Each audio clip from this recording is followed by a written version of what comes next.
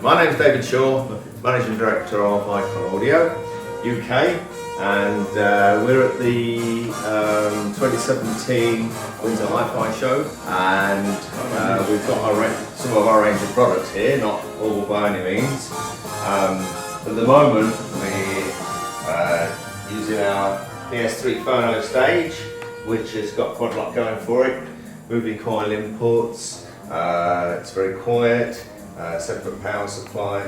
It's actually a cascode circuit with a pure valve power supply, which is valve rectified, valve choke, and valve regulated.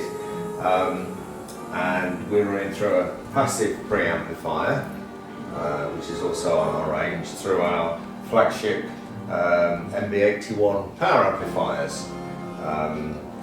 Also, we've got a CD player which is tucked away here, which we were using earlier. Also on display, this is our LA4 preamp, probably the starter in the range, but not entry level by any means. It features remote control and several line inputs.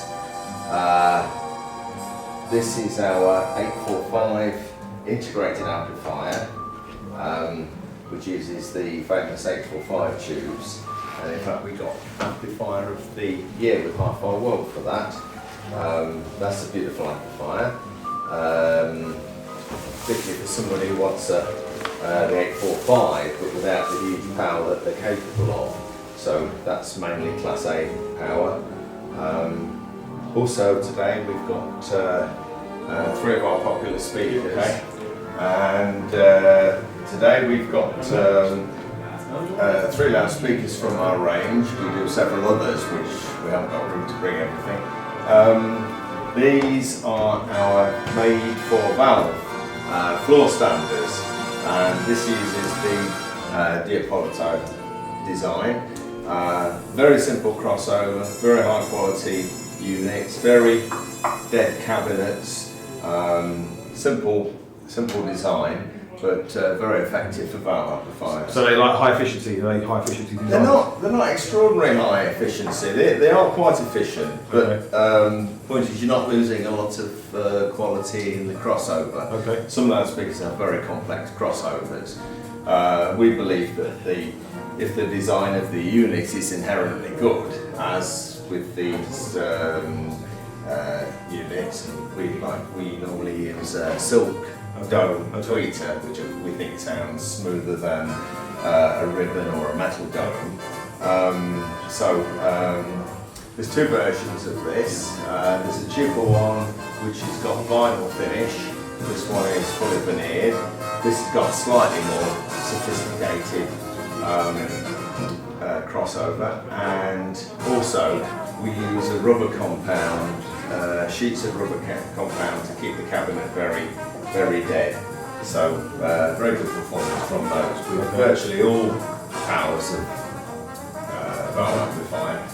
Can you talk about the valve amplifier that's down there, because that is really something. I've never seen an amplifier like it, to be honest. So can you take us through it, please? Right, this is our flagship model. Actually, we do 2 versions. This is push-pull, using 2 output valves. Okay. And we also do a similar one that uses 1 output valve. The single valve is 100 watts output. This one is 250 watts output. That's why you don't need high efficiency speakers in, because you've got loads of power. Not these will drive anything. You've got loads of power. Yeah, loads of power. But this particular valve is a Russian transmitting valve, but it's also suitable for audio and lots of other purposes. It uses an awful lot of power, but you're getting an awful lot of Class A power, so the quality is really good. What are the white caps? Obviously, I don't know what that would be for. Right, these have connections on the top of the amplifier, on the top of the valve. Actually, there's 2 that we don't need. but we still put the caps on. Okay. So that's actually functional as part of the Yeah, design? they are functional. Okay. Yeah, they're important to the functioning of the valve. Yeah, and these are what's called directly heated. Okay. And so they need a very hot cathode, hence the yellow glow. Yeah. But that's really iconic. Though. It's unique, isn't it? It's really lovely. It's really beautiful. As far as we know, this is the first amplifier of its kind that has gone into production. What would be the valve life of those types of valves? What is the expected lifespan? We don't know.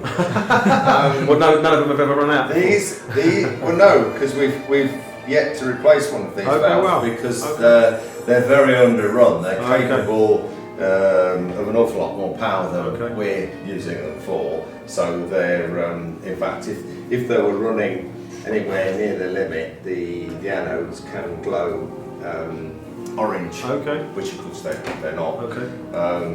But the important thing about this amplifier is that the output transformer, which was quite complicated and quite difficult to get right, performs very well. And also the driver circuit, they're not easy, these valves are quite demanding of what's put into them to get good quality. So yeah, there's quite a lot of work. Do you make them all yourself, do you? Yes, we make our own transformers and it's our design. And that's basically, is it Leicester? Is it based Leicester? Yes. Yeah, also, Yeah, so they're not, that's the top amplifier we make.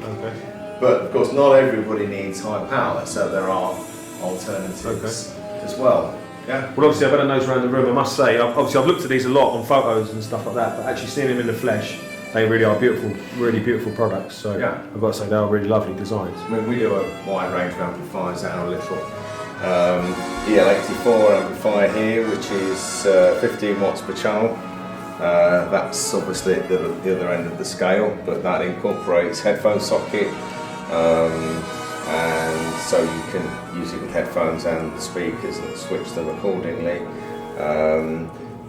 As with any serious hi-fi system, if you want to play vinyl, then you'll need a phono stage.